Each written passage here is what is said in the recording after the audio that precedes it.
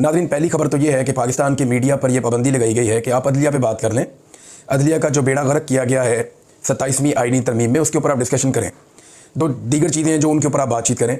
18वीं तरमीम में जो पाकिस्तान पीपल्स पार्टी के एतराज़ात थे, वो चीज़ें निकल रही हैं, उस पर आप बात करें। आप उन तमाम चीज़ों पर बात करें, लेकिन आपने आर्टिकल 243 वाला मामला जो पाकिस्तान की अस्करी क़यादत की तैनाती के हवाले से या उनके ओहदे के हवाले से या आर्मी चीफ और फील्ड मार्शल के ओहदे के हवाले से जो आईनी तरमीम की गई है, उस पर आप बात ना करें, या अगर उस पर बात करनी है तो सरसरी बात करें और निकलें। ये पाकिस्तान की मीडिया को बाकायदा अहकामात दिए गए हैं कि आपने इसको डिस्कस नहीं करना, बाकी आप जो मर्जी डिस्कस कर लें। अब पाकिस्तान में मीडिया के ऊपर मुकम्मल तौर पर चेक है, तो हम कुछ लोग हैं जो ये फ़ायदा उठा लेते हैं कि इस वक्त हम पाकिस्तान में मौजूद नहीं है और हम इस पर बात कर सकते हैं। पाकिस्तान में जो हमारे दोस्त हैं, ऐसा नहीं है कि उस पर बात कर नहीं सकते हैं, उनकी काबिलियत नहीं है। इस वक्त वो बहुत मुश्किल में और दिक्कत में है, वो जो कहना चाहते हैं वो कह भी नहीं पा रहे।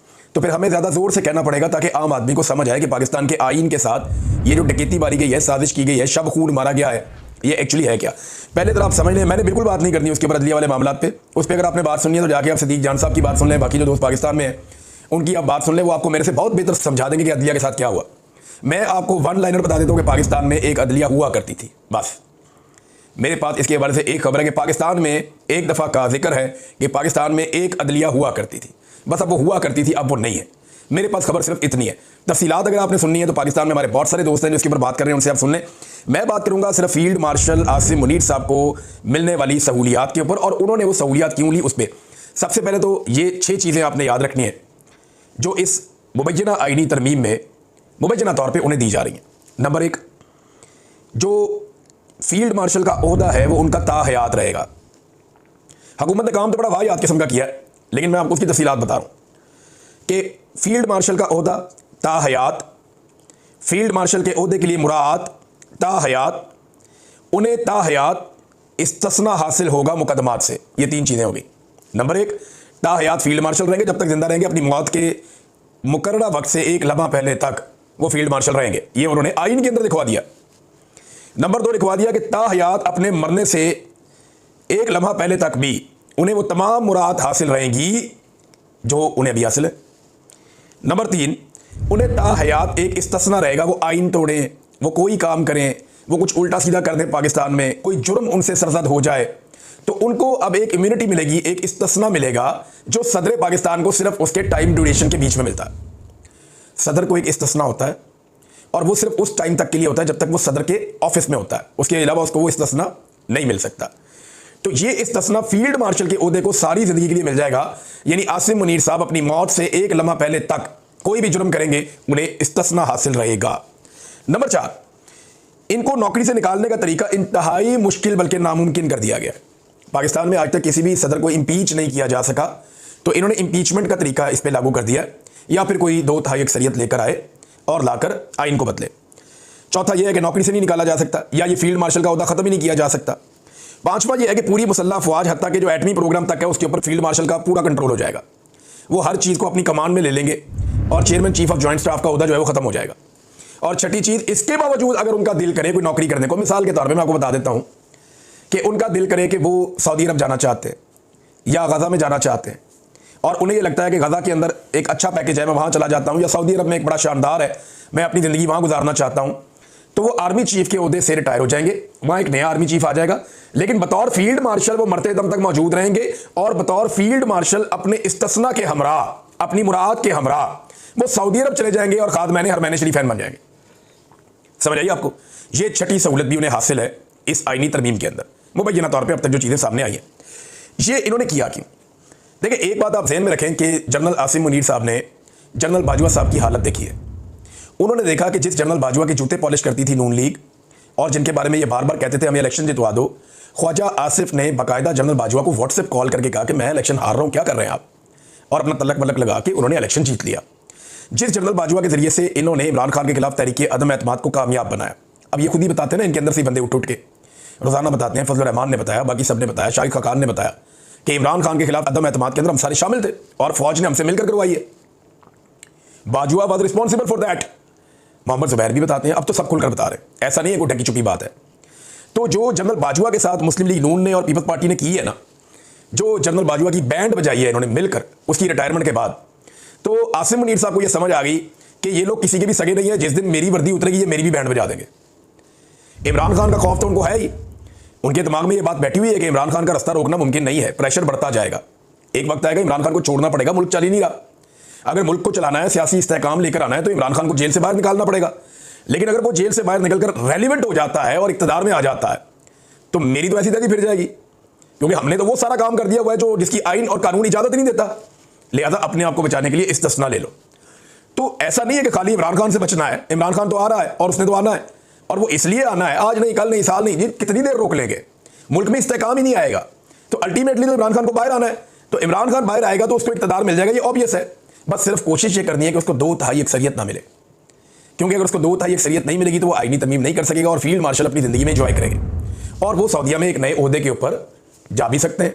तो एक तो PMLN और पीपल्स पार्टी का उन्हें पता है कि ये बड़े बदीद लोग हैं, ये जैसे ही मैं ओहदे से उतरूंगा ये मेरी ऐसी तैसी फेर देंगे, लिहाजा मैं ओहदे से उतरता ही नहीं, और मैं अपनी इम्यूनिटी ले लेता हूँ, इस्तिस्ना ले लेता हूँ। और दूसरा उन्होंने ये किया कि इमरान खान से बचने के लिए अपने इर्द गिर्द एक आईनी दीवार खड़ी कर ली। इसको और सिंपल कर लें, इमरान खान की जलगार हो रही है, वो जेल से बैठकर आसिम मुनीर साहब को ज़हनी मरीज करार दे चुके हैं। अब इमरान खान जिस आदमी को जो कहते हैं ना, लोग उसको वो इमेजिन करना शुरू हो जाते हैं, उसकी हरकतों सकनात पे नजर रखना शुरू हो जाते हैं कि यार ये ज़हनी मरीज वाकई तो नहीं है। शहबाज शरीफ को अर्दली जब से कहा है वो तब से अर्दली लगना शुरू हो गए हैं।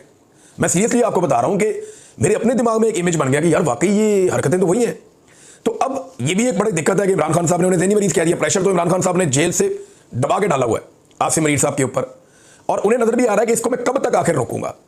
तो एक तो वो खतरा है, और ये खतरा ना PMLN के कुछ टाउट्स और कुछ टाउट्स हैं एस्टेब्लिशमेंट के, और कुछ PMLN के अपने लोग भी हैं, और वो अपने मुंह से बरमला अब ये कहना शुरू हो गए। उनके ट्वीट्स मौजूद हैं रिकॉर्ड के ऊपर, उनके स्क्रीनशॉट इस वक्त सोशल मीडिया पे गर्दिश कर रहे हैं। नजम सिटी का ऐसा ही स्टेटमेंट है कि एक्चुअली ये आसिम मुनीर साहब ने अपनी मुस्तकबिल की प्रोटेक्शन हासिल की है जिस वक्त इमरान खान साहब इक़्तिदार में आ जाएंगे, क्योंकि सारे डराते थे ना कि इमरान खान आ गया तो ये कर देगा, तो वो कर देगा, तो आपको नहीं छोड़ेगा, तो उसको नहीं छोड़ेगा। हालांकि इमरान खान ने कहा भी कि मैंने किसी से बदला नहीं लेना, मैं अपने मुल्क की खातिर बात करना चाहता हूँ। लेकिन ये सारे डरे हुए हैं, सहमे हुए हैं। अब जिसके दिल में चोर हो वो डरता ही है ना, हर आदमी तो नहीं डरता। मैं एक मीटिंग में था कल, जर्मनी में आया हुआ था फ्रैंकफर्ट में, तो वहाँ पे बहुत सारे लोग थे। मैंने उनसे पूछा, मैंने कहा आप में से किसी को इस्तिस्ना चाहिए? तो पूरे हॉल ने कहा नहीं चाहिए। तो मैंने उनसे पूछा कि आपको क्यों नहीं चाहिए?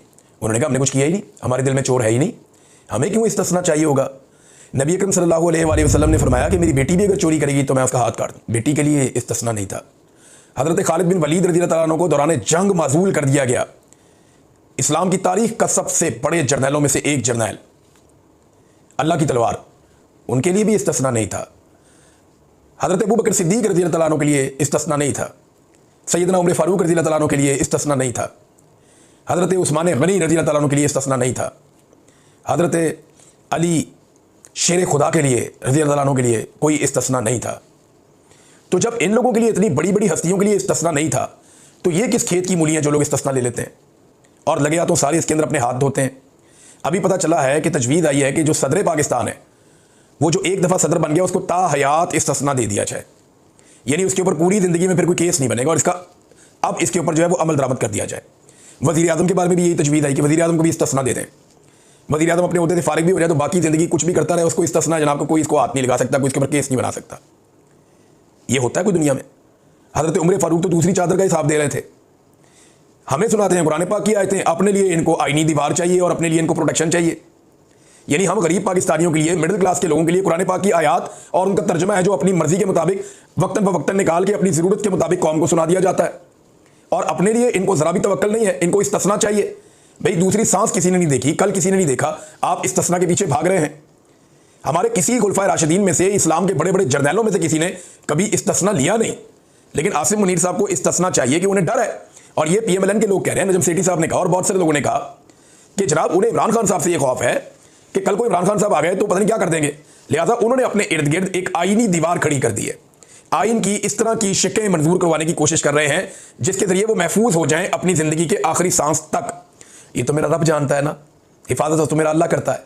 वो हुजूम में तन्हा आदमी की हिफाजत करता है, वो पत्थर में कीड़े की हिफाजत करता है, और अगर वो किसी की हिफाजत ना करे ना तो फिर उसे कोई नहीं बचा सकता। नबी अकरम सल्लल्लाहु अलैहि वसल्लम की हदीस है, मुझे वो याद आ गई। आप ऊँट पे सफ़र कर रहे थे और आपके पीछे एक सहाबी बैठे हुए थे छोटी उम्र के। आपने उन्हें कहा कि लड़के मेरी बात सुनो गौर से, कि सारी दुनिया मिलकर तुम्हारा कोई फ़ायदा नहीं कर सकती अगर रब ना चाहे तो, और सारी दुनिया मिलकर तुम्हारा कोई नुकसान नहीं कर सकती अगर रब ना चाहे तो। उसका मुख्तसर मफहूम ये है कि मेरे रब की चाहत से होता है जो आता है। ये ज़ियाउल हक का भी प्लान था, हयात था, फिर उसके साथ क्या काम हुआ, ये ताहयात किस्म के वाहियात प्लान पाकिस्तान में बहुत दफ़ा बने, हमने बहुत बनते हुए देखे हैं। इसके ऊपर ये नवाज शरीफ साहब ने भी माजी में ये गलती की हुई है। ये ज़रा मैं आपको एक बड़ी इंटरेस्टिंग चीज़ पढ़ के सुनाता हूँ। ये माजिद निज़ामी साहब ने ये याद दिलाया।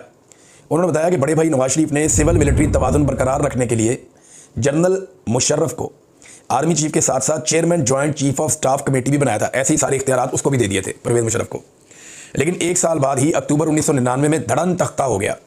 अब छोटे भाई शहबाज शरीफ ने भी हाइब्रिड सिस्टम की मजबूती के लिए जनरल आसिम मुनीर को आर्मी चीफ के साथ साथ चीफ ऑफ डिफेंस फोर्सेज बनाने का ऐलान कर दिया। आगे आगे देखें क्या होता है। तो ये बात उनकी बिल्कुल ठीक है, एक खेल पुराना है।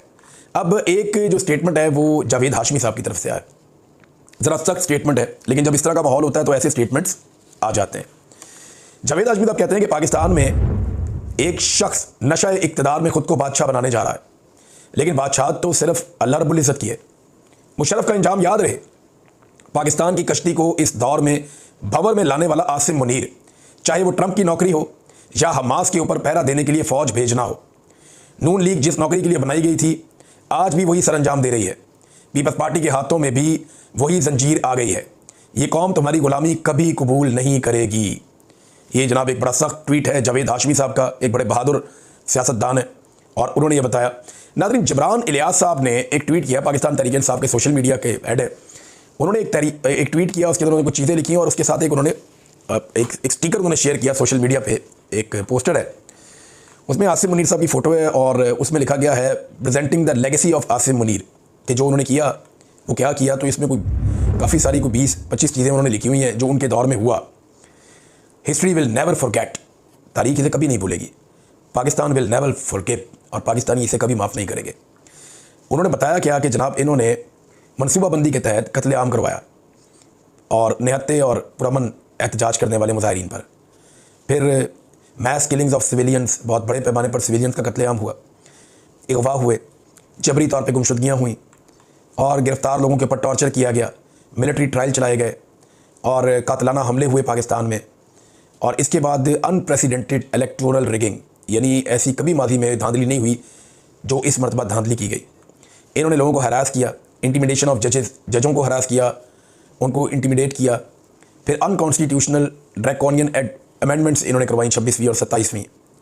और इसके अलावा उन्होंने देखा कि डेमोक्रेसी के साथ क्या किया, ट्रांसनेशनल रिप्रेशन, मैं पहले इस पर बात करता रहा हूँ, उस मामले में क्या हुआ, कलेक्टिव पनिशमेंट, कोई जुर्म कोई कर रहा है सज़ा कोई और ख़ानदान भी अंदर, चादर और चार दीवारी का तकद्दुस जो है वो पामाल किया गया, mockery of Islamic and social values, इनका मजाक उड़ाया गया। और फिर उसके बाद ये फ्रीडम ऑफ स्पीच पाकिस्तान में ख़त्म कर दी गई, खौफनाक किस्म का सेंसरशिप पाकिस्तान में लगा दिया गया और मीडिया के ऊपर पाबंदियाँ लगा दी गई, ख़वातीन पर, बच्चों पर और बुज़ुर्गों पर हमले किए गए, ह्यूमन राइट्स की बदतरीन पामालियाँ की गई। और उसके बाद झूठे केसेस का अंबार लगा दिया गया, रातों को लोगों के घरों की चादर और चार दीवारी का गैर कानूनी तौर पर तकद्दुस पामाल किया गया और करप्शन, जो करप्ट लोग हैं उनको जो है ना प्रमोट किया गया, ह्यूमन राइट्स को ख़त्म कर दिया गया। इकनॉमिक्स जो है पूरी पाकिस्तान की मईशत वो कोलैप्स कर गई, पाकिस्तान में इन्फ्लेशन रिकॉर्ड लेवल पे पहुंच गई, टेररिज्म पाकिस्तान में बहुत ज़्यादा बढ़ गया, टूरिज्म ख़त्म हो गया, सेक्रेटेरियन वायलेंस यानी यहाँ पे पाकिस्तान में फ़िरका परस्ती भी बढ़ गई और बॉर्डर के ऊपर टेंशन भी बढ़ गई और पूरे मुल्क को एक जो है ना लाफिंग स्टॉक बनाकर रख दिया। ये आसिम मुनीर साहब के बारे में उन्होंने पम्फलेट जारी किया जबरान इलियास साहब ने, और ये भी मैंने आपके सामने रख दिया। अब पाकिस्तान तहरीक इंसाफ ने इसमें मुज़ामत करने का फ़ैसला किया है। 14 नवंबर को हैदराबाद में वो कह रहे हैं जी अजीम शान हम जलसा करेंगे। ये अवामी जलसा 27वीं आईनी तरमीम को मुस्तरद करने के लिए होगा। 14 नवंबर को हैदराबाद बाईपास के ऊपर जलसा आम होगा और आइन और कानून की बालादस्ती और अदलिया की आज़ादी के लिए तहरीक तहफ़्फ़ुज़ आइन पाकिस्तान के तमाम लोग जो हैं वो जलसा करने जा रहे हैं। अब इसके अंदर सिंध की क़यादत शामिल होगी और इसके अंदर जो है वो बाकी क़यादत भी शामिल होगी, साहबज़ादा हामिद रज़ा की और मैं शाह महमूद कुरैशी, दोनों की तस्वीर इसके अंदर देख रहा हूँ। ये दोनों अहबाब जो हैं वो जेल में बंद हैं इस वक्त पोस्टर के ऊपर, बाकी लोग सारे बाहर हैं अभी। मौलाना शहरानी भी हैं इसके अंदर और इंटीरियर सिंध के लोग भी इसके अंदर मुबैना तौर पे आएंगे और साथ में जो हैं वो अख्तर मेंगल साहब वो भी नादरीन इसका हिस्सा बनेंगे। नादरीन, अंसार अब्बासी साहब की एक और ख़बर बदकिस्मती से झूठी साबित हो गई और गलत साबित हो गई। उन्होंने खबर दी कि वोट ऑफ नो कॉन्फिडेंस के वक्त इमरान खान ने जनरल बाजवा को गैर मुअय्यना मुद्दत के लिए एक्सटेंशन ऑफ़र की थी। ये अंसार अब्बासी साहब की खबर थी और ये सवाल उठाया गया परवेज़ खटक साहब से। तो परवेज़ खटक साहब ने कहा कि गैर मुअय्यना, हालांकि वो इमरान खान साहब के मुखालिफ हैं, इस वक्त शदीद मुखालिफ हैं इमरान खान के, उनके खिलाफ स्टेटमेंट देते रहते हैं, लेकिन वही बता रहे हैं कि नहीं ऐसा नहीं है, मैं बेशक इमरान खान का मुखालिफ हूँ, लेकिन गैर मुअय्यना मुद्दत वाली बात तो कोई अनपढ़ जाहिल ही कर सकता है। ये उन्होंने अंसार अब्बासी साहब को क्या क्या कह दिया कानून में गैर मुअय्यना मुद्दत की बात ही नहीं है। भाई एक चीज़ आइन में नहीं है, कानून में नहीं है, तो इमरान खान साहब वो उस वक्त के आर्मी चीफ को ऑफर क्यों कर सकते थे? हाँ, एक बात ज़रूर हुई थी कि इमरान खान साहब ने जनरल बाजवा को ये ज़रूर कहा था, जो उस वक्त रिपोर्ट हुआ था, कुछ लोगों ने दावा भी किया था, मैं वही मुबैना दावा आपके सामने रखता हूँ। इमरान खान ने कहा था कि बाजवा साहब, अगर आप ये सारा कुछ एक्सटेंशन के लिए कर रहे हैं और पाकिस्तान को डिस्टेबलाइज कर रहे हैं और इन लोगों को लाकर बिठा रहे हैं जिनके ऊपर करप्शन के घिनौने इल्ज़ामात और केसेस हैं, जिन लोगों को जेलों में होना चाहिए, तो अगर आप ये एक्सटेंशन के लिए कर रहे हैं तो फिर आप वो मेरे से ले लें, लेकिन आप कौम के साथ, मुल्क के साथ ये मजाक ना करें। ये इमरान खान साहब ने उनके साथ बात की थी, बातों के अंदर एक बात, ये रिपोर्ट भी हुई थी, लेकिन इमरान खान साहब ने कोई ताहयात एक्सटेंशन वाली बात तो की नहीं थी, और वो वैसे भी होती भी नहीं है, ऐसी कोई चीज़ नहीं होती। बहरहाल अब ये नाज़रीन अब तक की सूरत हाल है, मैंने आपके साथ शेयर की है। फर्दर जो डिटेल्स हैं वो मैं आपके साथ अपडेट करता रहूँगा। आज हमारा प्रोग्राम था फ्रैंकफर्ट में, म्यूनिख हम जा रहे हैं, जहाँ पाकिस्तानी अच्छी तादाद में रहते हैं, पाकिस्तानी हैं वहाँ जर्मनी में, और कल हमारा वहाँ पे इंशाल्लाह एक म्यूनिख में प्रोग्राम है। वहाँ जो ओवरसीज़ की कम्युनिटी है, ह्यूमन राइट्स के हवाले से और पाकिस्तान के अंदर democracy, rule of law, freedom of expression, इन चीज़ों के ऊपर और मैंडेट का एहतराम, इन चीज़ों पे हम कल बात करेंगे वहाँ पे अपने प्रोग्राम में।